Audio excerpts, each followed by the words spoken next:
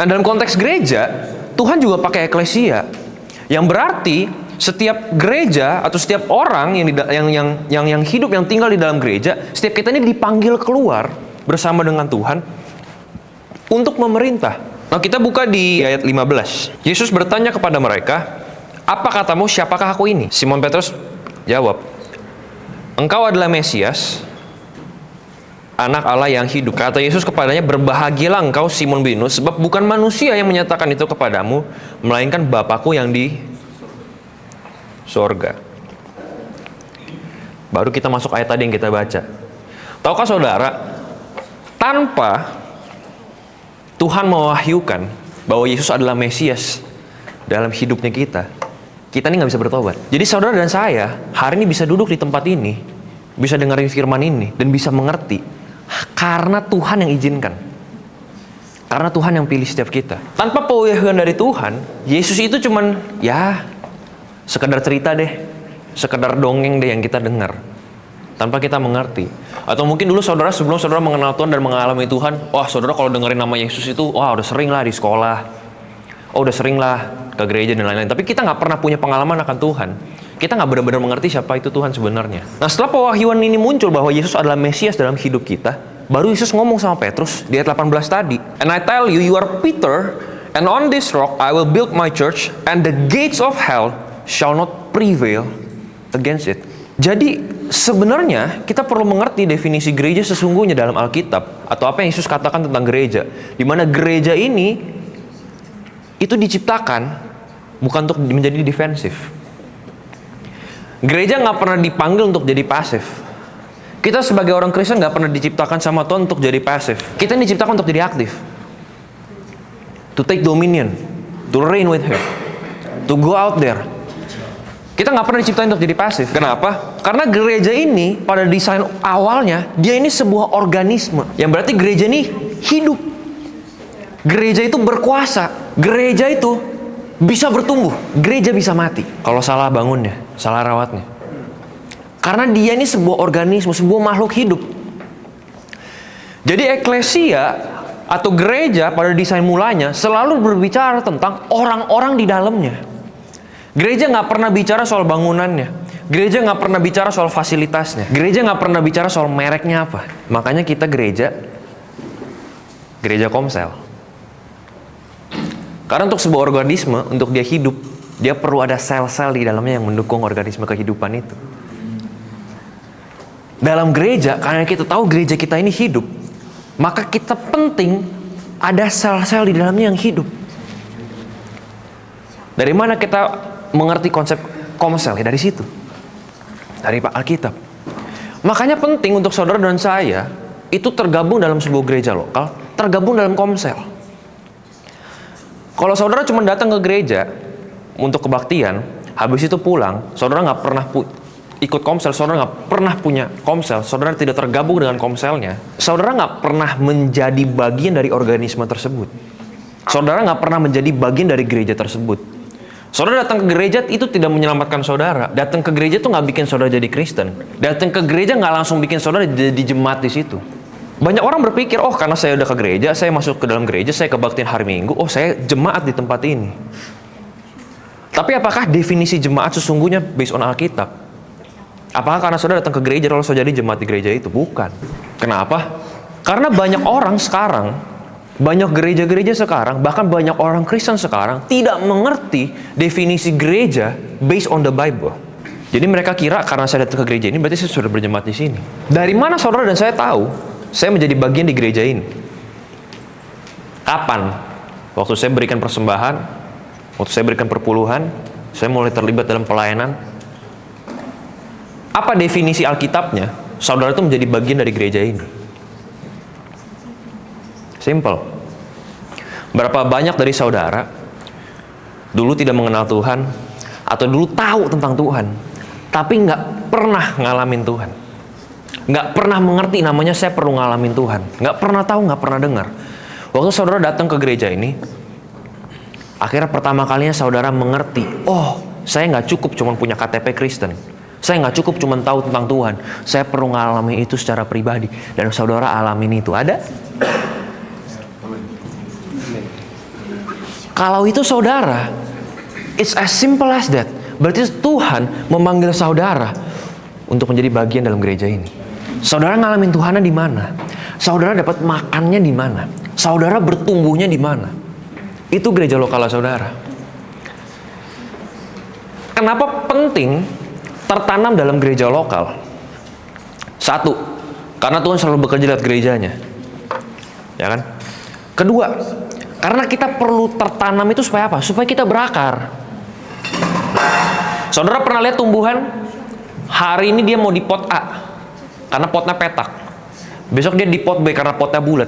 Besok dia di pot C karena potnya biru. Besok dia di pot D karena potnya lonjong dan lain-lain. Dia pindah-pindah pot tiap hari. Bertahan hidup nggak dia? Nggak bisa. Jadi banyak orang nggak mengerti. Oh, yang penting kan saya ke gereja. Jadi ke gereja mana aja kan yang penting gereja. Oh, itu orang nggak pernah baca Alkitab. Why? Yesus desain gereja, Tuhan desain gereja untuk menjadi aktif. Ya kan? Tadi kita baca, I will build my church, Yesus bilang, and the gates of hell shall not prevail against it. Berarti tugasnya gereja ini, kita nggak defense, kita attacking. We are attacking the gates of hell. Terus dan terus dan terus. Kita nih nggak dipanggil jadi orang Kristen, jadi gereja yang datang kumpul nyanyi-nyanyi dengerin firman tuh ngapain? Ya tunggu Tuhan angkat. Itu pasif, defensif. Kita nggak pernah dipanggil sebagai gereja seperti itu. Nah, bagaimana caranya kita sebagai gereja bisa menjadi aktif? Bagaimana caranya kita sebagai gereja keep on coming upon the gates of hell and attacking it? Kalau kita sendiri nggak ngerti, kita ini dipanggil sebagai gereja, kita ini diurapin, kita ini penuh dengan kuasa, kita ini dikuduskan, kita ini dilayakkan satu kali untuk selama-lamanya. Sewaktu kita bertobat, kita bukan cuma terima penghapusan dosa, tapi kita terima identitas yang baru. Kita terima panggilan Tuhan. Kita punya tujuan hidup. Nah, pertanyaannya, apakah kita sebagai gereja mengerti ini? Kalau nggak ngerti ini, nggak ngerti prinsip ini, nggak ngerti nilai ini, apakah gereja itu mengajarkan dasar-dasar ini? Kamu ngerti nggak namanya harus bertobat? Nggak cuma tahu tentang Yesus. Kamu ngerti nggak pentingnya baptis air? Krusial untuk dibaptis oleh Roh Kudus. Kamu ngerti nggak betapa pentingnya dalam hidupmu untuk baca firman Tuhan, untuk berdoa dan mengalami Dia setiap hari? Kalau gereja ngajarkan ini, terus kita bilang, oh kita ke gereja rame-rame, duduk, kita satu hati. Apanya yang satu?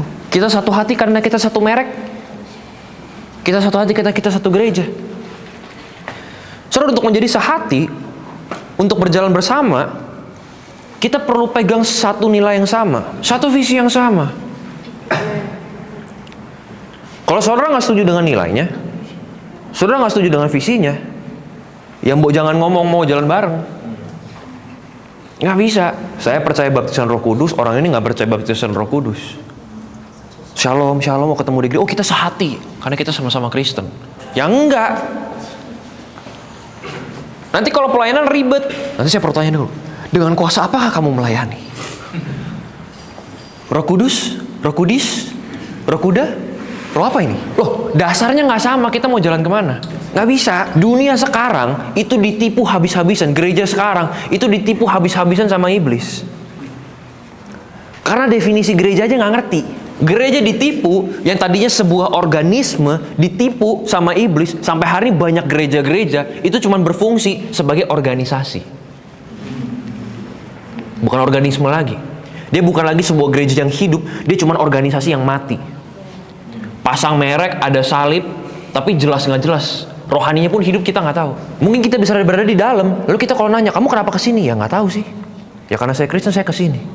Oh, dangkal sekali. Saudara perlu mengerti, kenapa sih di gereja kita ada DDA? Kenapa sih di gereja kita ada KKA? Karena kita mengerti dasar-dasar firman Tuhan ini sangat penting. Bukan hanya pemimpinnya yang tahu, bukan hanya gembalanya yang tahu, tapi jemaatnya juga tahu dan mengalami Tuhan. Saudara rubah esensi gerejanya, saudara rubah dasar-dasarnya, gerejanya berubah.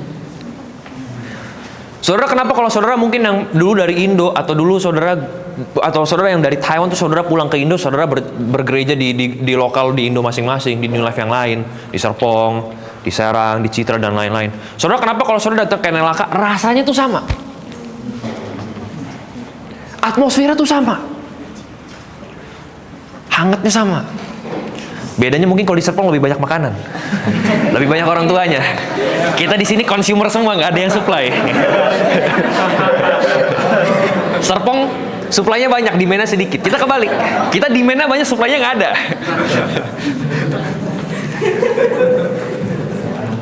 Tapi kenapa rasanya sama, saudara? Atmosfernya, spiritnya, waktu saudara PSN worship tuh sama. Why? Karena dibangun di atas dasar yang sama. Saudara one day bisa rintis NLAK dimanapun. Tapi saudara rubah esensinya, satu aja nilainya. Berubah, saudara. Mereknya doang NLAK. Pelangnya doang NLAK, dalamnya nggak kayak NLAK.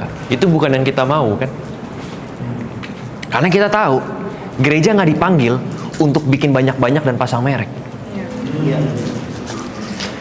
Gereja dipanggil untuk memenangkan bangsa-bangsa, untuk memuridkan orang-orang, untuk mendewasakan jemaat Tuhan. Saya suka sekali, saudara, ada satu video lewat begitu, di-share sama Pastor Stefanus, bicara tentang gereja. Bagaimana gereja ini, dia bilang, kamu kalau mau bikin gereja kamu rame, gampang. Gereja mereka cuma 6 orang yang bekerja sebagai panitia, bisa bikin event untuk undang orang datang sampai 1.500 orang. Cuma 6.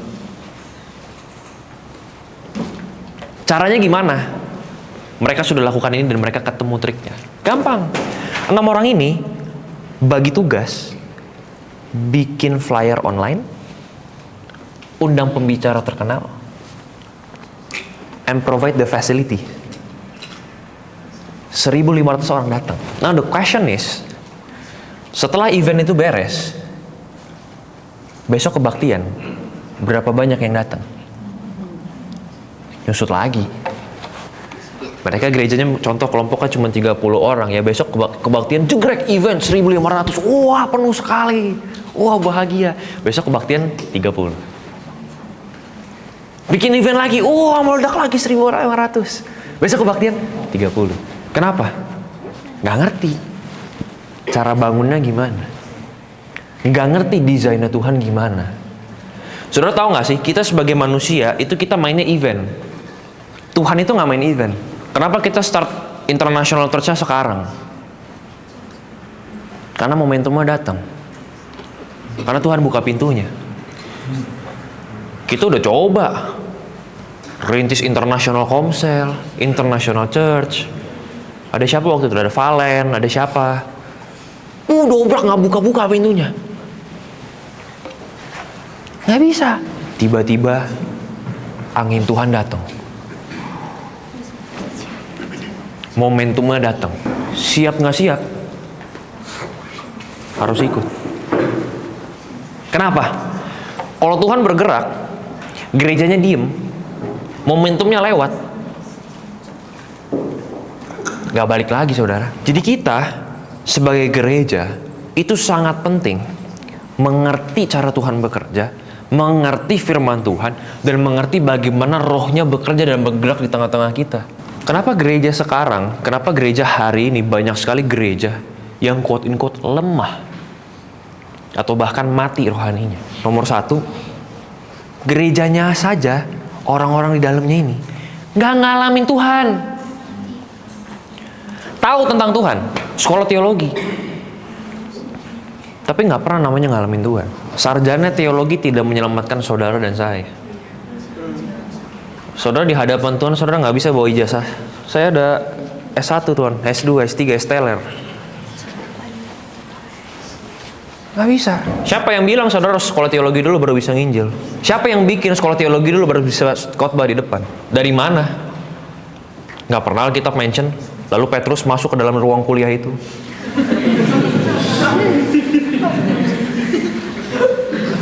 Nggak pernah kan? Kalau memang harus kalau teologi dulu baru bisa sharing, saya tanya, Petrus gelarnya apa? Nggak ada. Petrus ini siapa sih? Petrus ini murid Yesus yang lambenya kemana-mana,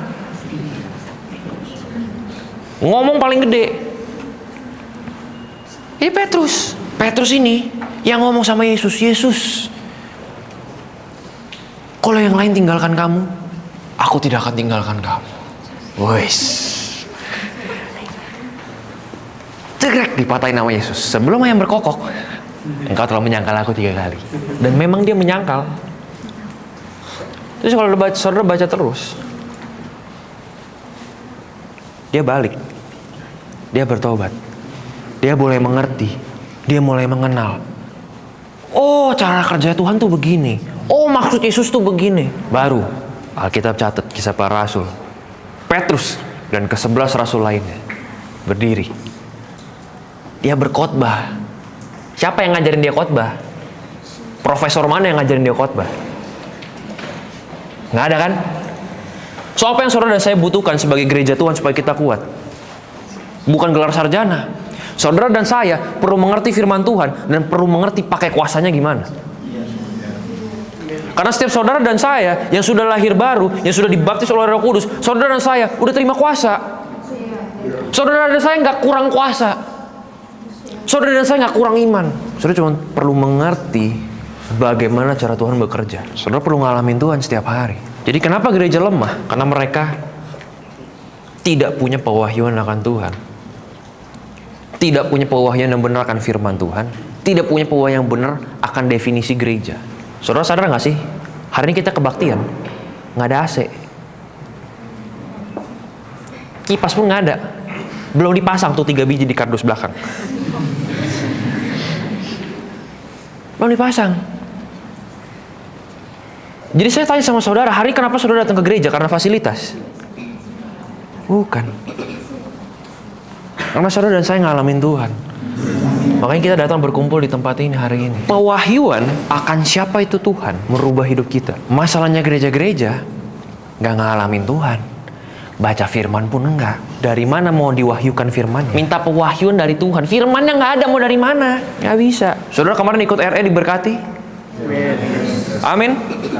Boleh lihat siapa yang kemarin ikut RE dan diberkati? Saudara kemarin ikut RE dan lihat manifestasi kuasa? Lihat. Saya kasih saudara, kita Taipei nggak pernah ngalamin kayak gitu. Saya kasih cerita lucu sedikit. Kemarin waktu tim Indonesia datang, itu ada Kenjo, ada Ko Kenjo sama Kosem nginap di rumah saya. Mereka belum lama ini habis RE di Indonesia, RE di Serang, mereka melayani. Mereka cerita sama saya, tau gak sih tim, kemarin kita RE seru banget, setannya pada manifestasi segitunya gara-gara doanya si Kenjo nih, katanya Kosem. Kenjo macem-macem. Soalnya Kenjo ngomong, udah lama ya nggak lainin orang konseling yang susah-susah gitu. Kayaknya ringan-ringan semua. Kangen deh. Pengen deh dapet yang susah.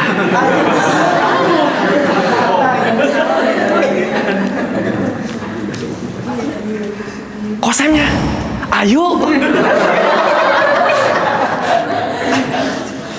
RE lah mereka. Wah, kata mereka, itu yang manifest udah kayak film Conjuring katanya. Apa dibawa hari ini, wah katanya heboh banget. Saya dengar cerita itu, saya bilang apa sama mereka? Itu di Indonesia. Tanya, kecil-kecil. Nggak sampai manifestasi seserem-serem itu. Mungkin kalau di Indonesia karena lebih sering main sama kuasa gelap dan lain-lain. Di sini kayaknya anak sekolah kayaknya nggak pada main-main gitu deh. Jadi di Taiwan, di Taipei, tenang aja. So tahu. Nggak bakal, gue bilang. Saya kemarin juga waktu pulang ke Indonesia, saya ngalamin kayak gitu. Saya udah rindu banget. Wah, kan seril itu kan. Di Taipei, so-so lah. Tenang aja, tenang, saya bilang. Nggak sesusah itu. Saudara kalau yang tahu kemarin kita RE Day 2, Serunya bukan main. Iya kan? Serunya bukan main. Saya datang sama mereka, saya tepuk. Salah saya ngomongin.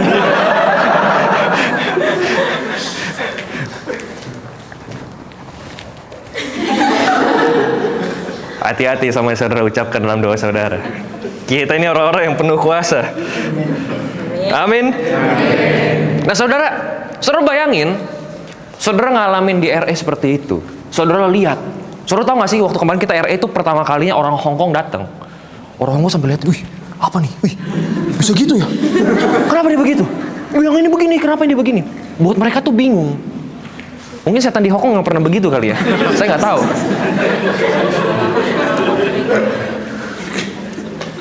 Saya nggak tahu. Tapi yang saya tahu, kenapa mereka begitu terberkati sama gereja kita? Karena mereka bilang, nggak pernah lihat anak mudanya seradikal ini. Tahu nggak saudara, waktu mereka ikut camp kita, mereka bilang waktu mereka lihat siapa yang berapi-api, siapa yang mau rintis gereja. Buat mereka waktu lihat itu, semangat anak muda di mama maju-maju juga. Ya udahlah, anak muda biasa, semangat di depan, habis itu belakang ya udah. Mereka kaget waktu dengar kita berdoa.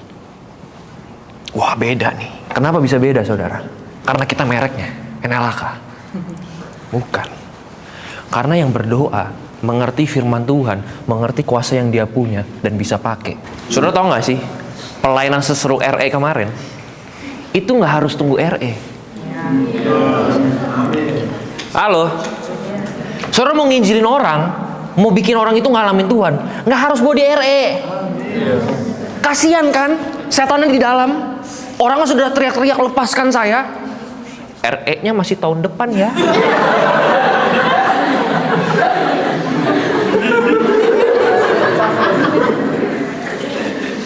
Jiwa dia udah teriak-teriak lepaskan saya. Pendaftaran RE belum buka. Tunggu dulu ya. Saya serba konyol kan? Nah itulah yang terjadi kalau kita sebagai gereja gak mengerti firman Tuhan. Kita gak mengerti kuasa yang dikasih sama kita. Kita akhirnya mainnya event. Nunggu event. Saudara dan saya ini event makernya. Saudara dan saya ini atmosfer makernya. Kalau saudara mengerti kuasa apa yang kamu terima, bagaimana cara pakainya, nggak perlu tunggu RE. Yang ketawa udah pernah dengar ceritanya. Saudara tahu nggak sih, sebelum kita pakai camp, itu tempat kan banyak gereja yang pakai. Jadi sebelum kita pakai itu ada gereja lain yang pakai tempat itu.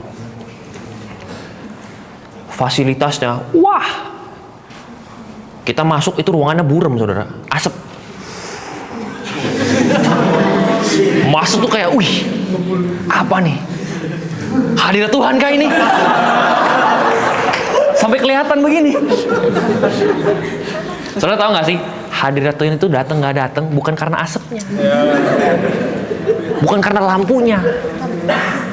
Hadirat itu datang karena ada saudara, karena ada saya. Nah gereja ini fasilitasnya canggih banget. Kita masuk masih buram, asap, dimana mereka masih packing thingsnya. Dan kita panitia camp waktu itu nggak bisa masukin barang karena nunggu, bukan nunggu asapnya hilang, nunggu ada yang manifest. Kemarin saudara lihat RN manifest, lama kan, udah tengking-tengking kan.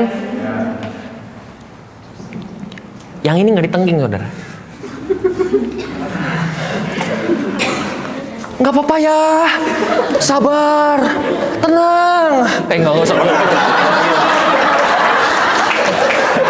Kayak kesetrum ya, kaget. Ada aliran listrik dari mana ini? Saudara tahu nggak sih? Ini kalau ada kuasa gelapnya, saya elus-elus, mengkilap dia.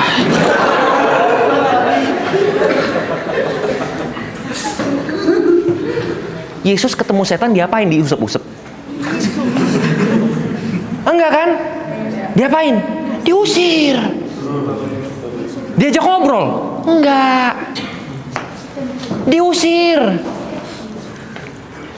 Nah ini gereja nggak ngerti pakai kuasanya gimana. Nggak apa-apa ya. Saya di samping udah gemas. Roh Kudus dalam saya udah menyala-nyala. Saya senggol. Perlu dibantuin nggak ini, bro? Biar cepat masuk barangnya. Udah mundur ini. Nungguin. Tapi saya sedih. Gereja, saudara. Gereja. Nggak ngerti cara pakai kuasanya gimana. Nggak ngerti bahwa mereka berkuasa dan punya otoritas to prevail against the gates of hell. Nggak ngerti, nggak diapa-apain. Iblis tipu gereja habis-habisan hari ini. Bagaimana caranya saudara dan saya nggak ketipu? Bagaimana caranya saudara dan saya menjadi orang yang mengerti akan firman Tuhan dan mengerti bahwa kita ini diurapin, kita ini penuh dengan kuasa, dan kita bisa pakai otoritasnya kita. Nomor satu, saudara perlu mengalami Tuhan. Bukan cuma tahu. Saudara tahu saudara Kristen, iblis nggak takut. Saudara baca Alkitab, iblis nggak takut. Saudara mau usir setan, nggak usah teriak-teriak. Nggak perlu bentak-bentak. Karena iblis itu ngerti otoritas. Pertanyaannya, saudara ngerti otoritas nggak? Setan tuh nggak takut saudara sebut-sebut Yesus. Kamu kenal nggak? Karena dia tahu waktu Yesus samperin orang yang punya legion dalam dia, setannya dateng kan? Iblisnya dateng kan? Samperin Yesus kan? Dia nanya, hai anak Allah, hai anak Daud, ngapain kamu kesini? Jadi setan iblis tuh tahu nggak sih siapa itu Yesus? Tahu. Problemnya orang Kristen hari ini adalah mereka cuma tahu tentang Yesus, mereka nggak ngalamin Yesus, makanya nggak ngerti punya kuasa, makanya nggak ngerti cara usir setan gimana. Saudara tahu cara usir setan? Bingung? Tahu? Saya takut nih. Saya di mana ini? Saudara tahu cara usir setan? Apa jurusnya? Nama Yesus, nggak ada jurus lain. Saudara nggak perlu betapa dulu, kumpulin cakra dan lain-lain, nggak perlu. Dalam nama Yesus, nama di atas segala nama, roh yang dalam kita lebih besar daripada roh yang ada di dunia ini. Saudara ngerti itu, saudara pegang itu, saudara praktekin dalam nama Yesus keluar. Pertanyaannya, gereja ngerti nggak? Nggak ngerti, nggak ngalamin, nggak punya kuasa. Itu yang kita tadi sebut. Gereja akhirnya cuma jadi organisasi. Kenapa anak muda malas ke gereja? Karena gereja cuma menjadi organisasi. Nggak jadi beda dengan dunia. Apa yang bikin saudara dan saya hari ini datang ke tempat ini? Karena ada Tuhan nih. Karena saudara dan saya ngalamin Tuhan. Kenapa penting untuk mengerti ini semua? Karena kita perlu tahu, sewaktu kita diselamatkan, sewaktu kita menjadi orang Kristen, sewaktu kita bertobat, kita terima Tuhan, dan kita partake in this calling, menjadi eklesianya Tuhan, kita mesti mengerti peperangan rohani itu kita hadapin setiap hari. Saudara dan saya itu dipanggil untuk hidup benar, bukan baik. Tidak semua yang baik itu benar. Saudara dan saya, sehari-harinya kita di luar hari Minggu, kita hadapin namanya peperangan rohani terhadap budaya-budaya di luar sana, terhadap roh-roh di luar sana. Tuhan kasih tahu kita nggak di mana senjatanya? Kasih. Efesus 6 ayat 11. Kenakanlah seluruh perlengkapan senjata Allah supaya kamu dapat bertahan melawan tipu muslihat iblis. Karena perjuangan kita bukanlah melawan darah dan daging, tapi melawan pemerintah-pemerintah, melawan penguasa-penguasa, melawan penghulu-penghulu dunia yang gelap ini, melawan roh-roh jahat di udara. Jadi peperangan saudara dan saya itu bukan melawan darah dan daging, tapi melawan pemerintah-pemerintah, penguasa-penguasa, penghulu-penghulu dunia yang gelap ini, melawan roh-roh jahat di udara. Makanya saudara, kenapa kalau menginjil saudara ditolak dan lain-lain? It's as simple as di balik orang itu ada roh yang bekerja. Makanya saudara kalau nginjil ditolak, jangan dikeselin. Saudara kalau hidup benar, Lo saudara dikucilkan, so suci lu, so kudus lu. Jangan nangis. Karena Tuhannya kita juga disalib dan ditolak. Dan Yesus ngomong, mereka menolak aku, mereka akan menolak kamu. Jadi waktu saudara nginjil, saudara datang sama mereka, saudara hidup benar dan mereka menolak saudara. Mereka bukan menolak kamunya. Mereka menolak kebenaran di dalam kamu. Kenapa? Karena kamu terang, mereka gelap. Pertanyaannya, kita sebagai gereja yang ada di dalam terang, kalau kita tidak bisa menerima mereka, kita nggak ngerti caranya gimana menangkan mereka, kita nggak mengerti praktek kuasa Tuhan yang ada di dalam hidupnya kita nggak ngerti pakai otoritas Tuhan yang Tuhan kasih sama kita, gimana mau menangin dunia? Kitanya sendiri nggak ngerti kita siapa. Gereja sendiri nggak ngerti gereja siapa. Gereja bukan bangunan. Gereja bukan merek, gereja bukan fasilitas. Gereja adalah sekelompok orang-orang yang dipilih dan dipanggil keluar untuk memerintah. Jadi setiap kita dipanggil sama Tuhan untuk memerintah dimanapun saudara dan saya dipanggil Tuhan. Karena peperangan kita bukan melawan darah dan daging, tapi melawan penguasa-penguasa di udara. Maka lanjut ayat 13. Sebab itu, ambillah seluruh perlengkapan senjata Allah, supaya kamu dapat mengadakan perlawanan pada hari jahat itu, dan tetap berdiri sesudah kamu menyelesaikan segala sesuatu. Jadi, berdirilah tegap, berikat pinggangkan kebenaran, berbaju zirahkan keadilan, kakimu berkasutkan kerelaan untuk memberitakan Injil damai sejahtera. Dalam segala keadaan, pergunakanlah perisai iman, sebab dengan perisai itu, kamu akan dapat memadamkan semua panah api dari si jahat. Dan terimalah ketopong keselamatan dan pedang roh, yaitu firman Allah. Dalam segala doa dan permohonan, berdoalah setiap waktu di dalam roh, dan berjaga-jagalah di dalam doamu itu dengan bermohon yang tidak putus-putusnya untuk segala orang kudus. Cukup sampai 18. Jadi Tuhan katakan, berdirilah tegap, ayat 14. Berikat pinggangkan kebenaran, berbaju zirahkan keadilan. Apa itu kebenaran? Apa itu keadilan? Kebenaran dan keadilan cuma saudara dan saya bisa dapatkan lewat firman Tuhan. Karena setiap kita masing-masing punya persepsi tentang kebenaran yang berbeda-beda, punya persepsi tentang keadilan yang berbeda-beda. Tapi setiap kita perlu mengerti Tuhan bilang apa. Apa definisi sesungguhnya tentang kebenaran? Apa definisi sesungguhnya tentang keadilan? Kebenaran yang menyatakan saudara datang ke gereja nggak menyelamatkan engkau, sekolah teologi nggak menyelamatkan engkau. Kebenaran yang mengatakan saudara perlu ngalamin Tuhan dalam hidupmu secara pribadi. Imanmu nggak bisa nebeng sama kiri kanan kamu. Kepercayaan kamu nggak bisa ikut karena orang tua kamu Kristen kamu selamat. Kita di hadapan Tuhan semuanya bertanggung jawab atas keselamatan kita masing-masing. Dari mana saya dan saudara tahu kebenaran itu? Firman Tuhan. Bukan karena pendeta A, pendeta B bilang begini dan begitu. Firman Tuhan.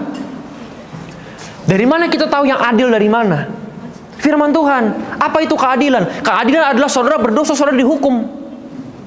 Saudara harus mati. Itu keadilan. Saudara dan saya di hadapan Tuhan gak ada yang benar. Itu keadilan.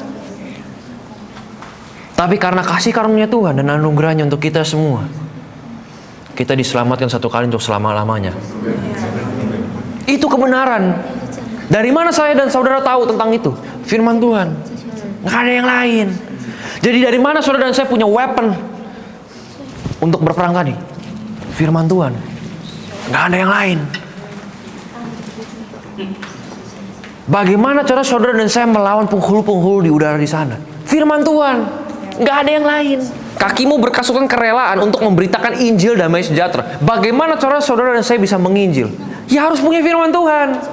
Nggak punya firman mau ngomong apa? Saudara datang ngajak orang datang ke gereja, itu tidak sama dengan menginjil. Itu calo. Maksudnya bingung, calo. Apa calo? Sales. More or less sales. Saudara cuma datang, bawa orang doang. Masukin. Saudara pernah, saya nggak bilang itu salah, oke? Tapi kalau saudara mengerti, saudara dan saya punya kuasa itu untuk beritakan kabar baik sama orang itu. Nggak perlu tunggu dibawa ke gereja. Nggak perlu tunggu event. Kalau saudara dan saya punya firman Tuhan. Saudara ngalamin Tuhan belum di sini? Sudah lahir baru. Saudara punya firman Tuhan. Dalam segala keadaan, ayat 16. Pergunakanlah perisai iman. Sebab dengan perisai itu kamu akan dapat memadamkan semua panah api dari si jahat. Dari mana datangnya iman? Iman timbul dari pendengaran akan firman Kristus. Jadi saudara mau punya iman, saudara harus baca firman. Saudara mau punya weapons untuk melawan penghulu-penghulu di udara tadi, untuk melawan roh tadi, saudara perlu baca firman. Nggak cukup cuma dengar podcast tentang kekristenan. Halo, kok saya nggak baca Alkitab tapi saya dengar podcast si A, si B, si D, bagus banget. Iya bagus, buat dia, buat kamu. Dia mah cuan, kamu nonton podcastnya. Iya bagus. Kamu ngerti nggak firman Tuhan yang bilang apa? Terus kalau dia ngomong salah, kamu ngerti nggak? Kalau ada yang tidak sesuai dengan prinsip firman Tuhan, kamu ngerti nggak? Jangan semena-mena karena dia Kristen dan dia bagus dan saya mengagumin dia, terus apa yang dia ngomong udah pasti benar. Saya punya pengertian ini. Kenapa? Karena saya baca dan punya firman Tuhan. Iman saudara dan saya itu perlu dibangun setiap hari. Iman itu nggak bisa dibeli, urapan itu nggak bisa dibeli. Saudara perlu bangun itu sama Tuhan setiap hari. Kalau gereja mau memerintah dan berkuasa di muka bumi ini, gereja perlu bertumbuh dalam firman Tuhan setiap hari. Nggak bisa cuma hari Minggu. Emang iblis cuma nyerang saudara hari Minggu? Setan cuma munculnya malam hari. Di pagi hari juga ada bro. Siang hari apalagi. Kalau saudara puasa, bisikan setan luar biasa, bukan main. Wah, kalaci enak nih. Biasa nggak demen ropau, lewat ropau kok wangi banget ini. Wah, kuat sekali bisikan setan di siang hari itu, saudara. Saudara perlu firman Tuhan untuk berpegang teguh. Ini contoh kecil-kecil aja kan. Banyak kan yang saudara hadapin setiap hari. Masalah-masalah dalam sekolahmu, dalam pekerjaanmu, orang kiri dan kananmu. Yang dulu, wah, ini orang macem-macem sama saya. Nggak usah lihat-lihat, pak, hilang matanya. Sekarang saya terima Tuhan, saya baca firman Tuhan. Kalau ada orang tampar pipi kirimu, berikanlah pipi kananmu. Berdoalah untuk musuh-musuhmu. Saudara perlu pilih kan? Iya. Mau lakukan yang Tuhan bilang, kebenaran yang Tuhan berikan sama saudara, saudara terima, atau mau ikutin yang saudara mau. Peperangan rohani paling dasar itu nggak langsung wah. Peperangan rohani paling dasar dan sehari-hari yang saudara dan saya alami itu di sini. Saudara nggak bisa menang di sini dengan kepintaran saudara, dengan pengalaman saudara. Saudara bisa menang di sini saudara kalau saudara punya firman Tuhan dan mengerti. Nggak punya firman Tuhan, nggak punya iman. Saudara mau nyanyi-nyanyi dalam nama Yesus, dalam nama Yesus ada kemenangan. Tapi saudara nggak punya firman Tuhan, cuma punya lagu itu doang. Kemenangan dari mana? Iblis nggak takut. Saudara nyanyi-nyanyi. Iblis takut. Saudara nyanyi-nyanyi penuh dengan kebenaran Tuhan, penuh dengan pengertian. Takut dia. Bukan masalah nyanyi-nyanyinya. Jadi kita hari ini nih, duduk di tempat ini nggak PNW. Iblis takut nggak? Takut. Kenapa? Saya kasih tahu saudara, tempat ini bentar lagi penuh. Perlu kirim berapa banyak om-om, asu-asu, ai-ai untuk larang kita kebaktian. Kita kemarin nyanyi-nyanyi cuma 10 orang. Satu neighborhood ini sudah gempar. Ada gereja baru. Datang pagi-pagi, awas kamu yang nyanyi-nyanyi. Saya laporin polisi. Lapor aja, kita nggak nyanyi hari ini. Emang nggak nyanyi-nyanyi nggak bisa kebaktian? Dia nggak tahu. Kita sudah sering berhadapan dengan polisi-polisi. Polisi di Taiwan. Kenapa? Kita di Indo hadapannya nggak polisi. Ormas. Lebih serem. Di sini masih ikutin protokol dan hukum yang berlaku. Di Indonesia hukum rimba. Dia nggak tahu kita build different. Dia datang mau takut-takutin kita nggak takut. Tapi saudara dan saya perlu bantu jaga sama-sama rumah Tuhan ini. Kita kontrak 3 tahun. Jangan karena kita nggak takut, mari kita teriak-teriak. Iya. 3 tahun saudara, ingat ya. Put it in your mind, 3 tahun. Dan kita tinggal di negara orang. Di atas jam 10, jangan berisik. Walaupun kita tidak takut, tahu diri lah. Karena memang kadang kita Indonesia ini tidak tahu diri. Karena kita punya moto, hukum dibuat untuk dilanggar. Tapi ini negara orang, jadi jangan ya. Kita perlu berubah. Perlu ngalamin metanoia tadi. Firman Tuhan dah ngomong apa? Perlu punya firman Tuhan. Kalau nggak ntar saudara ngotot-ngotot terus karena kebenaran yang saya tahu begini. Prinsip yang saya tahu begini. Kan harusnya begini, harusnya begitu. Tuhan ngomongnya apa? Harus tahu, harus ngerti. Terimalah ketopong keselamatan dan pedang roh, yaitu firman Allah. Karena firman Allah itu kuat ya, seperti pedang bermata dua. Lebih tajam daripada pedang apapun. Jadi saudara dan saya mau punya senjata-senjata ini perlu punya firman Tuhan. 18. Dalam segala doa dan permohonan, berdoalah setiap waktu di dalam roh. Berjaga-jaga dalam doamu dengan permohonan tak putus-putusnya untuk segala orang kudus. Gimana caranya saudara dan saya berdoa tak putus-putus? Berdoa di dalam roh, berbahasa roh. Itu senjata kita yang sangat penting sebagai orang-orang Kristen yang hidup di perjanjian baru. Karena itu janji Tuhan. Bahasa roh, pakai bahasa roh saudara dan saya. Itu senjata kita sebagai gereja. Jadi gereja yang kuat adalah gereja yang punya dan mengerti firman Tuhan dan yang berbahasa roh. Baru gerejanya kuat. Ada amin? Bagaimana caranya kita bertumbuh sebagai gereja Tuhan? Nomor 1, ketuhanan. Gereja, karena yang dirikan Yesus, nomor 1-nya harus Yesus, bukan pastornya.